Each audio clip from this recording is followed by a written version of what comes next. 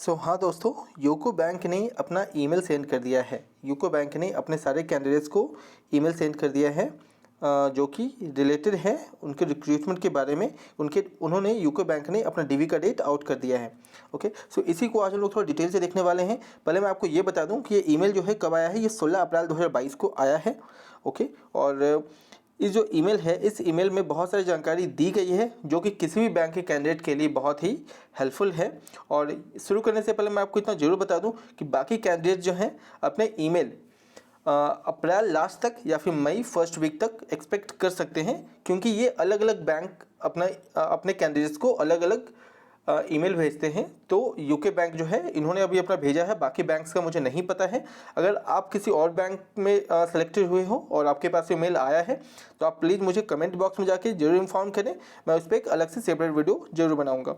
Okay, सो अगर हम लोग इसी में आगे बात करें तो पहले मैं आप सबको बता दूं कि यूको बैंक ने अपना जो ईमेल सेंड किया है, ये जो है मेरे पास जो ईमेल का जो नोटिफिकेशन आया है या फिर मेरे पास जो ईमेल आया है, ये जो है ये है राजस्थान के लिए। ये जो कैंडिडेट है राजस्थान के कैंडिडेट हैं, उनके पास ये मेल चला गया है। ओके, सो मैं कैंडिडेट का नाम नहीं बताना चाह रहा हूँ।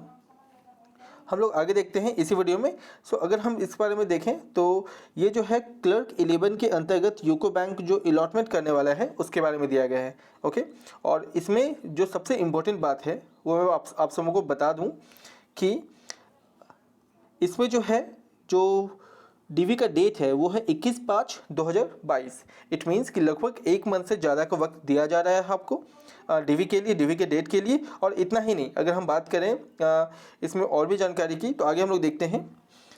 इसी में अगर हम बात करें तो आपको चाहिए क्या क्या, जैसे कि अगर आप अपने डीवी के लिए जा रहे हो तो आपको क्या क्या डॉक्यूमेंट चाहिए। वैसे तो मैक्सिमम लोग जानते हैं कि डॉक्यूमेंट्स क्या क्या चाहिए या क्या क्या डॉक्यूमेंट्स की रिक्वायरमेंट होती है, बट फिर भी इस वीडियो में मैं तो आपको जो मेल आया है उसमें जो लिखा गया है उसके बारे में बताता हूँ। फर्स्ट ऑफ ऑल इसने कहा है कि proof of your name and permanent address, proof of your name and permanent address to the satisfaction of the bank and for this purpose you may produce any of the following documents. मतलब कि आपको अपना नाम और permanent address जो है उसको satisfy करना है बैंक को कि आपका नाम और परमानेंट एड्रेस वही है। उसके लिए आप जो नीचे दिए हुए डॉक्यूमेंट्स हैं इनमें से आप कोई सा भी डॉक्यूमेंट्स को प्रोड्यूस कर सकते हो। तो डॉक्यूमेंट्स कौन कौन से देख लेते हैं। Aadhaar card, voter ID card, PAN card, I card जो कॉलेज इशू करता है या फिर कोई यूनिवर्सिटी इशू करता है, ठीक है, पासपोर्ट या फिर बैंक का पासबुक आप दे सकते हो जिसमें कि आपका फ़ोटो और एड्रेस दोनों साथ में अटैच किया हुआ हो। ओके, और एक बात मैं फिर से क्लियर कर दूं कि आपको इनमें से कोई एक ही प्रोड्यूस करना है, आपको सारे के सारे की जरूरत नहीं है। आप चाहो तो सिर्फ आधार कार्ड भी दे सकते हो, आप चाहो तो सिर्फ बैंक के पासबुक को दे सकते हो। ऐसा कोई कंपलसरी नहीं है कि आपको सारा का सारा देना है, आपको सिर्फ एक ही देना है, क्योंकि वो आपकी नेम एंड एड्रेस को सिर्फ वेरीफाई करना चाहते हैं, दैट्स इट। तो इसी में अगर हम आगे देखें नेक्स्ट है यूको बैंक, इसी का सेकंड पॉइंट देखते हैं। तो इसमें कहा गया है testimonials in support of your character, testimonial in support of your character, ठीक है। अपने कैरेक्टर सर्टिफिकेट, देखो कोई भी दो कैरेक्टर सर्टिफिकेट आपको बनवाने हैं इशूड बाय द प्रिंसिपल या head of the department of the college या यूनिवर्सिटी। जहाँ आपने जिस कॉलेज से आपने पढ़ाई किया है उस कॉलेज के प्रिंसिपल हो गए या फिर हेड ऑफ द डिपार्टमेंट जो है उनसे आप एक कैरेक्टर सर्टिफिकेट बनवा सकते हो अपना कॉलेज लास्ट अटेंडेंट, या फिर किसी गैजेटेड ऑफिसर से बनवा लो या फिर बैंक ऑफिसर से बनवा लो या फिर इलेक्टेड पब्लिक रिप्रेजेंटेटिव जैसे कि आपके एमपी हो गए, एमएलए हो गए, सरपंच हो गए, इनमें से आप किन्हीं से भी बना सकते हो। ओके, आप जो है अपना कैरेक्टर सर्टिफिकेट बनवा सकते हो, वो अपना मुहर मार देते हैं। आप कहीं भी बनवाने जाओगे तो अपना जो स्टाम्प होता है वो भी मार देते हैं, प्लस अपना साइन कर देते हैं। ये आपके लिए टफ नहीं होना चाहिए, ये आसान होता है। तो इसे देख के आपको घबराने की कोई ज़रूरत नहीं है, क्योंकि मेरे पहले भी बहुत सारे कैंडिडेट्स ने उसे जमा किया है। खैर आगे देखते हैं। तो medical fitness certificate issued by the medical officer, medical fitness certificate issued by the medical officer not below the rank of civil surgeon और डिस्ट्रिक्ट हॉस्पिटल। यानी कि आपको मेडिकल फिटनेस सर्टिफिकेट जो है किसी मेडिकल ऑफिसर के द्वारा जो इशू किया गया हो आपको बनाना है, लेकिन आपको ध्यान इस बात का रखना है कि रैंक ऑफ सिविल सर्जन या डिस्ट्रिक्ट हॉस्पिटल, मतलब सिविल सर्जन जो होते हैं डिस्ट्रिक्ट हॉस्पिटल के, उसके नीचे के रैंक के ऑफिसर से आपको वो सर्टिफाइड नहीं करवाना है। Okay, the certificate should be issued in the format given in the annexure. जैसे कि फॉर्मेट दिया हुआ था उसी फॉर्मेट में आपको सर्टिफिकेट्स जो है वो देना है, ठीक है। सो आगे हम देखते हैं इसी में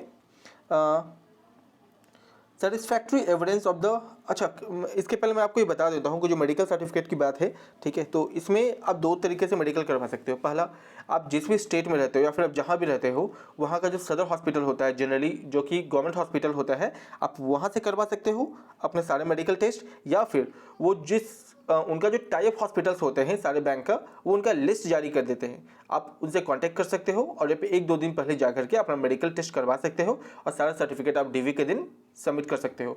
और अगर आप टाइप हॉस्पिटल्स में जाते हो तो आपको 1 दिन के अंदर आपको सारा का सारा मेडिकल सर्टिफिकेट्स मिल जाता है टेस्ट करने के बाद, तो इसमें आपको कुछ ज़्यादा इशू नहीं होता है। बट फिर भी आप चाहते हो कि आप अपने तरफ से पूरी तरह श्योर रहो, तो आप चाहो तो अपने डिस्ट्रिक्ट के, आप जिस भी डिस्ट्रिक्ट में रहते हो उस डिस्ट्रिक्ट के सदर हॉस्पिटल से आप अपना मेडिकल टेस्ट करवा सकते हो। ओके, तो आगे देखते हैं इसी का कि satisfactory evidence of you having been relieved by your present employer. अगर आप कहीं काम करते हो तो आपको उसका रिलीविंग सर्टिफिकेट चाहिए। सेटिस्फैक्ट्री एविडेंस मतलब आपको कोई सर्टिफिकेट प्रोड्यूस करना होगा कि आपने उस कंपनी से या फिर आप जहाँ भी काम करते थे आप वहाँ से रिज़ाइन कर चुके हो, ताकि बाद में कोई प्रॉब्लम नहीं है।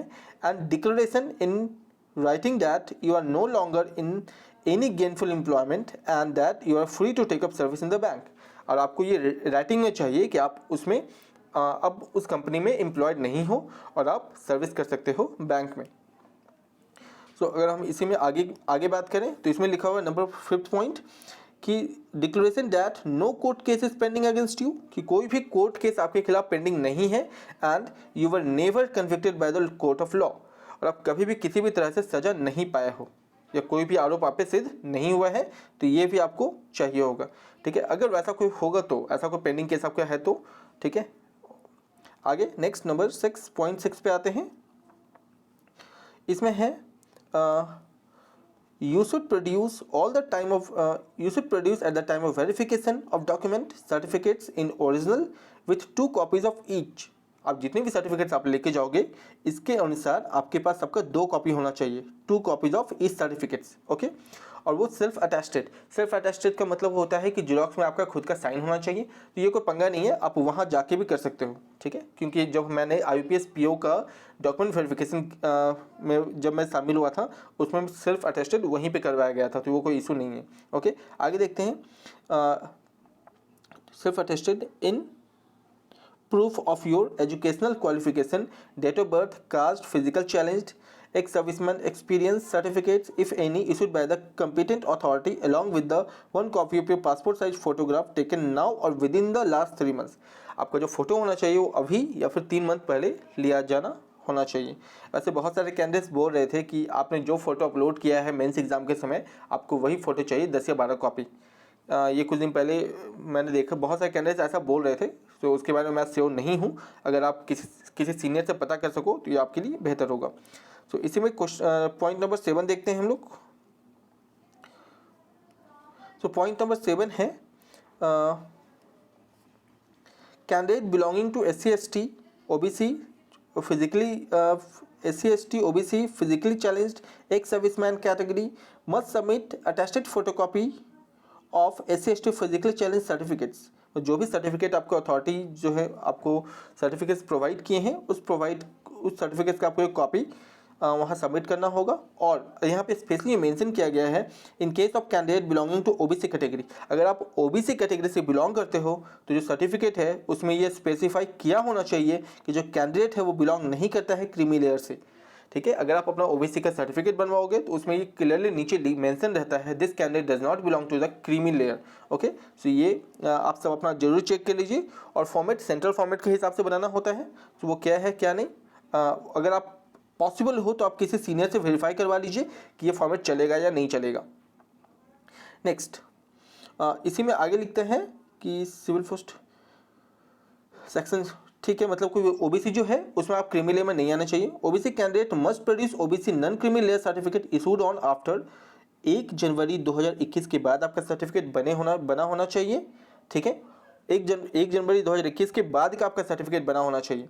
In case of ex serviceman candidate please ascertain that you should be duly discharge from the defence services 26/10/2022 के पहले आप डिस्चार्ज हो चुके हो डिफेंस सर्विसेज से।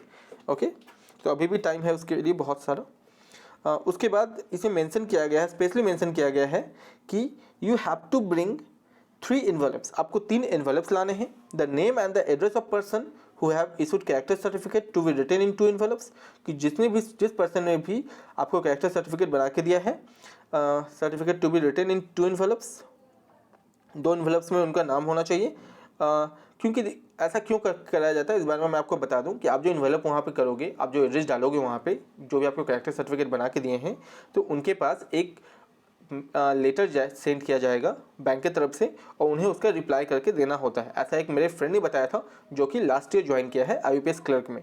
ओके, तो और third envelope, your permanent address should be written along with the suitable stamp, आपका परमानेंट एड्रेस जो है वो होना चाहिए तीसरे इन्वेलप पे। Okay, next, please note that you will not be reimbursed, paid any journey fare allowance for your journey in connection with your reporting for documents verification। आप जो डॉक्यूमेंट वेरिफिकेशन के लिए जाओगे तो आने जाने का कोई भी खर्चा, रहने का कोई भी खर्चा आपको बैंक प्रोवाइड नहीं करेगी। ये चीज़ बैंक ने क्लियरली मेंशन की है। ओके, सो यहाँ पे क्लियरली रखा गया है यू विल नॉट बी रीइंबर्स्ड, यानी कि जो भी पैसा आपका खर्च होगा उसे आपको वापस भुगतान नहीं किया जाएगा बैंक की तरफ से। ओके, सो आप ये उम्मीद ना करें कि आप DV के लिए जब जाओगे तो जो पैसा है वो बैंक आपको देगी, आपको बैंक पैसा नहीं देने वाली है उसका। उसके बाद सबसे मेन चीज़, क्योंकि बहुत से कैंडिडेट मान लेते हैं कि DV होने वाला है मतलब कि जॉब हो गया है। देखो, एक्चुअली ऐसा इसलिए होता है क्योंकि लगभग 99% केस में ऐसा होता है कि जो कैंडिडेट है, 99% में ऐसा होता है कि जो कैंडिडेट हैं उनका सिलेक्शन हो जाता है। 99 क्या 100% ही ऐसा होता है, कैंडिडेट का सिलेक्शन हो जाता है। बट फिर भी बैंक ये क्लियर कर देती है कि this letter will not be treated as the confirmation of employment which is subjected to fulfilling of eligibility criteria. कहने का मतलब ये है कि ये जो लेटर है ये आपका कंफर्मेशन ऑफ एम्प्लॉयमेंट नहीं देता है। कहने का मतलब है कि आपका ज्वाइनिंग लेटर नहीं है, अभी आप DV करवा रहे हो, फिर आपका LPT होगा, अगर आप सब क्लियर करोगे तभी आप ज्वाइन कर सकते हो। Set for the post and production as well as verification of all the documents submitted by you। Okay, तो बस वही है, पोस्ट एंड प्रोडक्शन सारा वेरिफिकेशन डॉक्यूमेंट्स हो जाएगा, उसके बाद ही वो आप सारे डॉक्यूमेंट्स वेरिफिकेशन वगैरह हो जाएगा, उसके बाद ही आपको ज्वाइनिंग दिया जाएगा। ओके, सो आई होप कि सब कुछ क्लियर हो गया है उन सारे कैंडिडेट्स का जो कि वेट कर रहे थे इसका। फिलहाल ये यूको बैंक आया है, आपका भी अगर आए तो प्लीज़ कमेंट्स में बताएं, और हो सके तो आप मुझे वो सेंड भी कीजिए। आप कमेंट में बताइए, मैं अपना ईमेल एड्रेस आपको प्रोवाइड जरूर करूँगा। ओके, थैंक यू इस वीडियो में बने रहने के लिए। Please like it and subscribe it.